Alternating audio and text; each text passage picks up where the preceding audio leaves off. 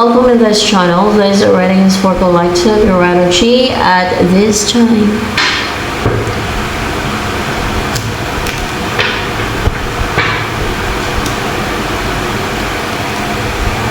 You're impulsive and you're not restricted, of course, kasi Knight of the Swords to. You're so driven and persevering and you're not holding back to take action. Wala makapigil sa'yo eh. Pag meron kang desisyon, meron kang gustong gagawin, wala makapigil sa'yo. And may pagka-immature ka sa Knight of Swords na energy. Hallelujah, praise the one who set me free. Hallelujah. Also the temperance here. Pwede nag-heal ka dyan eh. In alignment ka with your, kung ano yung nakadistin sa'yo, nakaline ka na sa kung ano yung nakadistin sa'yo. So ano ba yung nakadistin sa'yo?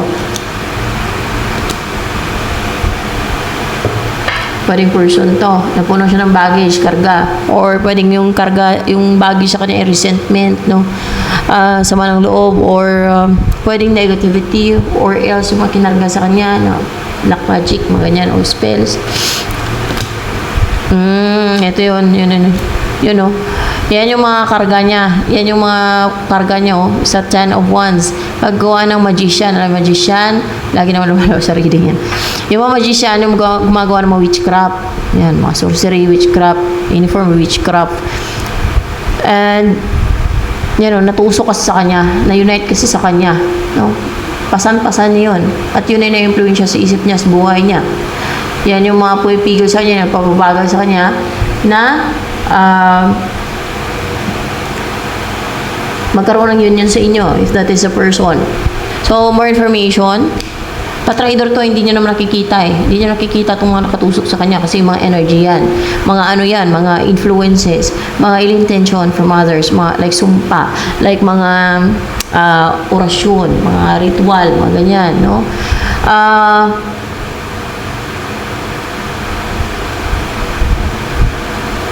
Para umiwas sa'yo.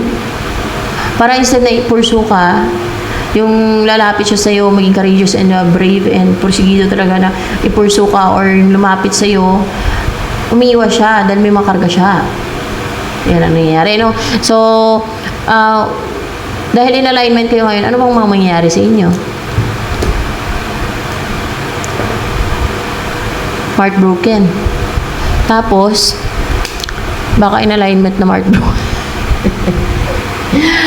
O kung merong in a relationship sa inyo, ikaw or person mo ma-break up, ma-break dun sa mga kung ikaw may karelasyon, maghiwalay ka ng karelasyon mo, payag ka. Or else, yung kung may karelasyon siya, maghiwalay siya dun sa karelasyon niya, maghiwalay sila, mag-break sila, and you will start a new beginning, new chapter, new cycle. Ano new cycle yung umpisa ninyo?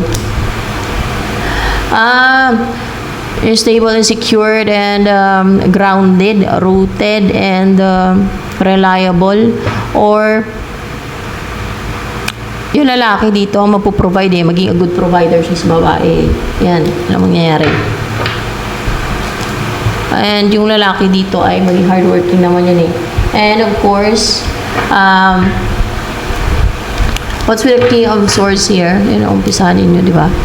So, let's see. Hindi na tumabali yung decision niya, hindi na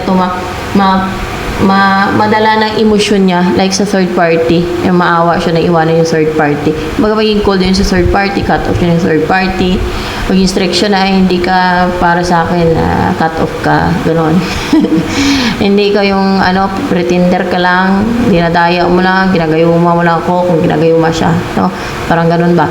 Natatandaan niya na hindi ka yung the one, manluluko ka, huwad ka, sabihin niya.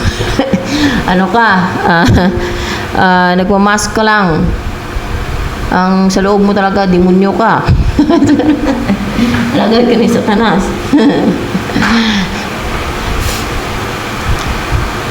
Or else Basta yun ang ano niya, yung itatatak niya sa isip niya na mag-offer na siya sa iyo, hindi na yung mabali, hindi na siya magpadala sa emosyon niya, hindi na siya maging mahina ba, hindi na maging weak yung emosyon niya, na yun itatatak niya sa isip niya, yun ang talagang desisyon niya na firm na siya sa desisyon niya na mag-offer ng huge offer sa'yo. Yung sino may lalaki, yan, yung mag-offer ng huge offer sa babae na mag-commit na, no, na decided na mag-commit na, yan ang pipiliin niya, kung meron siya option. Of course, kung ikaw ay babae, ikaw ang pipiliin niya. Kung depende sa inyo kung sino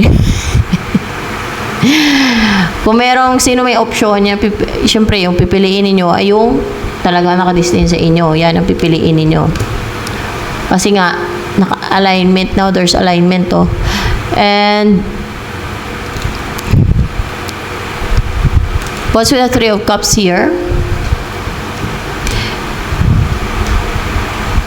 Yung third party daw,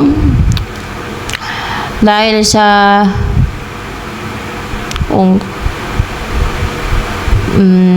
pipiliin yung isa't isa. Yung person mo na yan, kung saan yung third party sa side, yung person mo sa side mo. Yung third party, maging malungkot, syempre, isolate yung sarili niya, damdamin niya, kasi hindi siya nagwagi, no? Ganon. Magkukulong, madidestroy, at for information, bakit madidestroy ang third party? Ninervyusin, kakabahan, yung ganong distraction. Bakit ninervyusin ang third party? Kakabahan o ninervyusin? Kasi bubuo na kayo ng pamilya ng person may. Kasi ganon ang mangyayari. Because para ma-destroy siya inside ba, at nervous din siya, kakabahan din niya, siguro mapaliwanag yung maramdaman niya. Kasi you will start a new beginning ng person mo eh. You will start to live happily, nabubuo kayo ng pamilya. Kasi pipiliin niyo isa't isa kasi ibig sabihin niyan, kayo talagang inalay ng Diyos para sa isa't isa. At ano pa? Nagkakaroon kasi ng union sa inyo, divine union, reconciliation, yan. Ibig sabihin siguro nito, hindi naman dahil ang third party to. Gumagawa ba ng continuous witchcraft itong third party? Hindi naman. Gumagawa pa ng witchcraft yung third party? Gumagawa siya ng witchcraft pero hindi continuous. Diba? Sa kadiliman nga siya. Halaga din sa taas. Witchcraft ang ginagawa niya. Alam niyo kung anong witchcraft. Tingnan natin. Anong witchcraft ginagawa niya? Kulam? Ang third party? O, mangkukulam ang third party. You are broken every chain. There's salvation in your name. Ano energy ng third party na yun namang kukulam? Ay, King of Cups, past person. Kaya saan bang side to sa'yo? Mangkukulam ng third party. Sa side mo pala ito, mangkuku siya. Mangkuku. Nahiya ba siya tawagin mangkukulam? Nahiya na ba siya tawagin mangkukulam?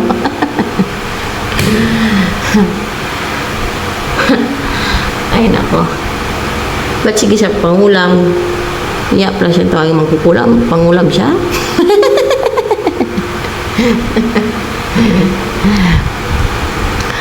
Kinukulam ka ba niya? Ng third party na yan?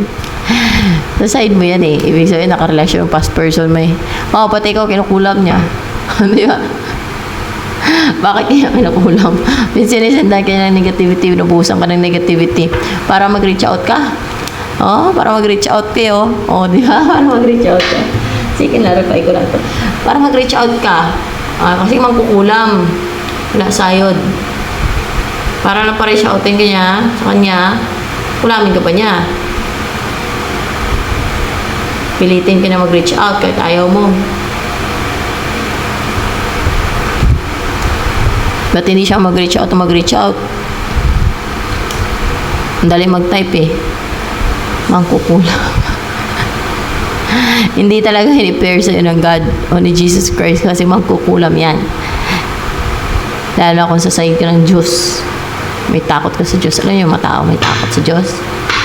Takot gumawa ng mga witchcraft yan. Hindi gagawa ng mga pangungulam. Ito, walang takot sa Diyos. Kaya nangungulam. Pati ikaw kulamin niya. Para lang mag-reach out.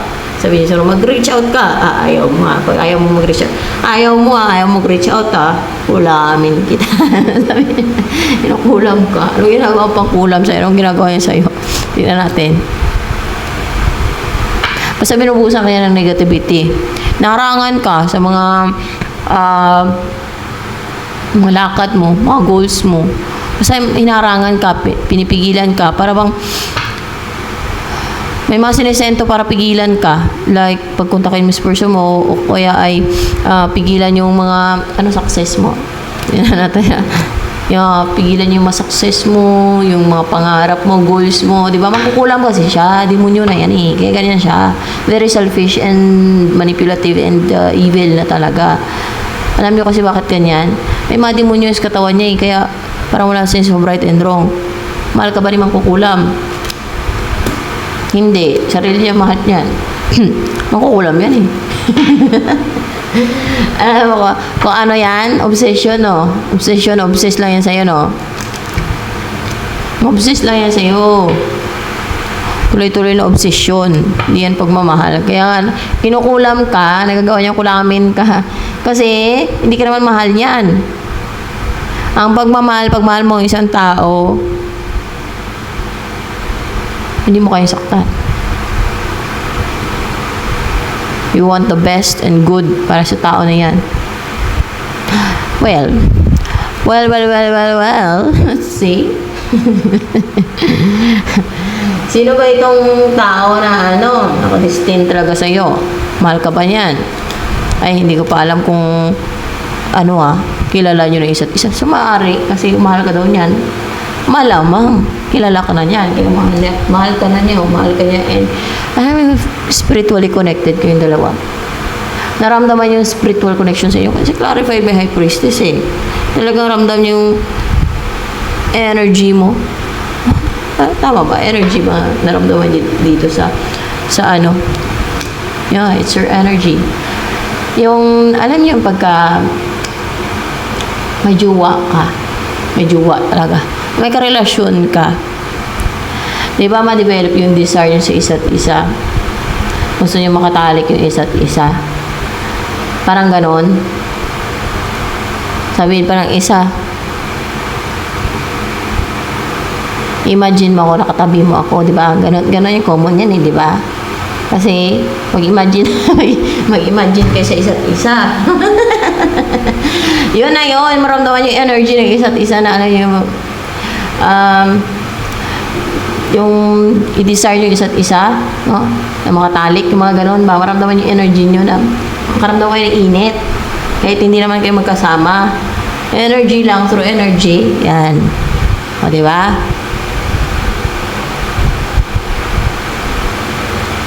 So, paano kanya minahal ng person mo na yan na naka-align kayo? Kasi ikaw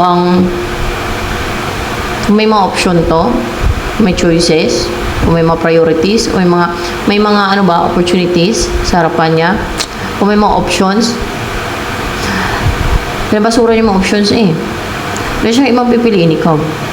And, pagdating sa'yo, bili siya maging submissive, or yung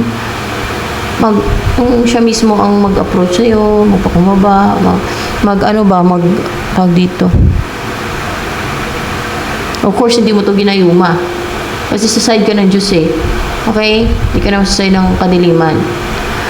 Yung isa ang mangkukulam dito, yung past person mo. At ikaw kinulam na.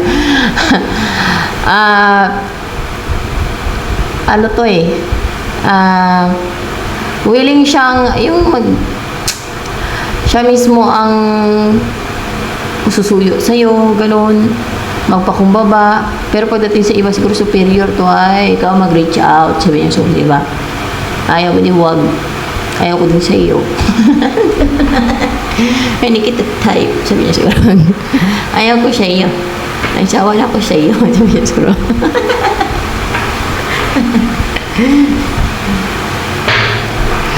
So, ano ang mensahe sa iyo ng tao na destiny mo, naka-align kayo ngayon? Hindi na daw siya defensive. Or else, pwedeng sinasabi niya na, ano ba yan na hindi siya defensive? Siya tong hindi defensive? Huh? Ay, hindi. Ikaw daw yung huwag ka maging defensive. Ikaw yung huwag maging defensive. Let's see, ha? O, ikaw daw yung huwag maging defensive. Kasi, syempre, in alignment na kayo, di ba?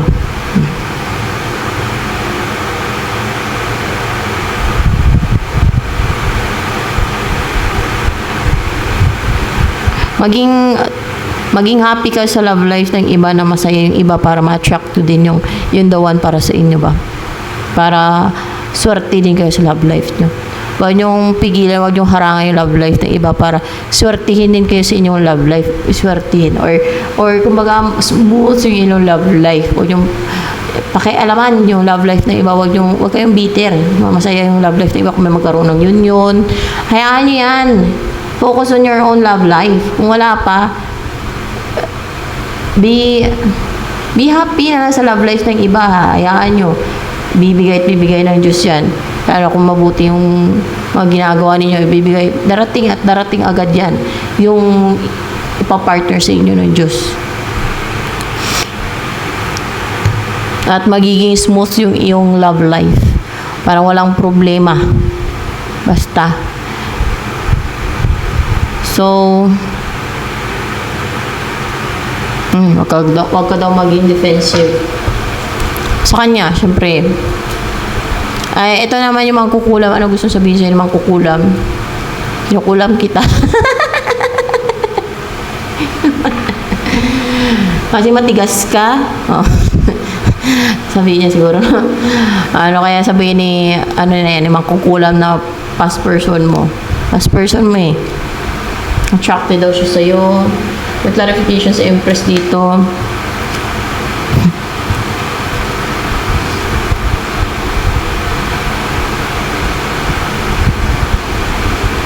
O dahil sa attracted siya sa'yo, hindi niya sinusunod yung family rules nila, o beliefs nila. Ano ba yan yung hindi niya sinusunod? O dahil sa gusto kanya mapangasawa? Hindi. Dahil sa attracted siya sa'yo, hindi niya sinusunod ang rules ng family nila. May rules na yung family nila, family rules. Kahit na hindi siya hopeful or hindi po siya positive, Kumbaga, hindi aprobado ng pamilya niya. Di ba? Kasi the star in reverse, kahit hindi aprobado ng pamilya niya, kahit hindi ayaw pa ng pamilya niya sa'yo, mangkukulam pa. Kinukulam ka pa, ha? Worst yun. Kinukulam ka pa. Dahil mangkukulam siya, nag-astral projection, may pupunta sa inyo. Basta gano'n yung mamangkukulam, makala nyo, hindi. Nagpapadala siya ng monitoring spirit. Ayun, pagka mangkukulam, nagpapadala ng mga monitoring spirit yan. Mangkukulam eh. Diba? Confirm, mangkukulam. Expert siguro sa pangungulam yan. Dahil siguro nila yung mangkukulam, hindi ka mangkukulam, kaya ayaw ng pamilya niya sa'yo. Against yung pamilya. Hindi nga daw aprobado sa pamilya niya. Baga, hindi aprobado ng pamilya niya, hindi maging positive yung kasi hindi nga ayaw ng pamilya niya sa'yo. Mayroong rules ang pamilya niya. So, willing siya, kahit hindi aprobado ng pamilya niya, hindi aprobahan o ayaw ng pamilya niya sa'yo, ay hindi ka aprobado sa ng pamilya niya, ng mga pangasawa niya, kasi gusto nila demonyo din na tao. So, ayaw ng anak nila. Ay, hindi niya sinusunod yung rules ng family niya. Yan. Dahil sa attracted daw siya sa'yo. So, anong balak niya sa'yo? Kulamin ang kulamin? Anong balak niya sa'yo? mag-invest. Ano ibigay niya sa'yo? Baka negativity na naman, oh. Balak na mag-invest. Yung malaman mo yung katotohanan. Tama ba? Sa the moon in reverse. Yung tinatanong ko dito, guide ko guys, hindi kayo kung tama ba. Para confirmation lang ba? Para malaman ang katotohanan. Hindi. Ano ibigay niya sa'yo? Freedom to. Kasi clarified by this, Eight of Swords in reverse. Palayain ka niya. Saan? Sa kulam niya. Sa kulam nga niya. At malakas yung kulam niya sa'yo para mag-reach out ko sa kanya. Sabi niya, reach out ka. Reach out ka. Mag-reach out ka. Ulit-ulit sa kasent ng spell. May spell yan. Siyempre, magkukulam yan eh. Yung sinda ng spell. Kung pabingi-bingi ka lang, patigas-tigasan ka, ayaw mo, kulamin kita. Sabi niya, siguro magkukulam yan eh. Kulamin kita, sabi niya. Wag na puno na, nainis ay may demonyo yan eh. Demonyo na yan eh. Tama ba? Pag nainis, pag hindi ka nag-reach out, kulamin ka niya. Ganon. Ganon nga. Ang kukula, maganda yan. Sindutan. Ano yung sindutan? Ang kukula, may alagad sa tanas. So, ayan, ito na lamang for collective reading.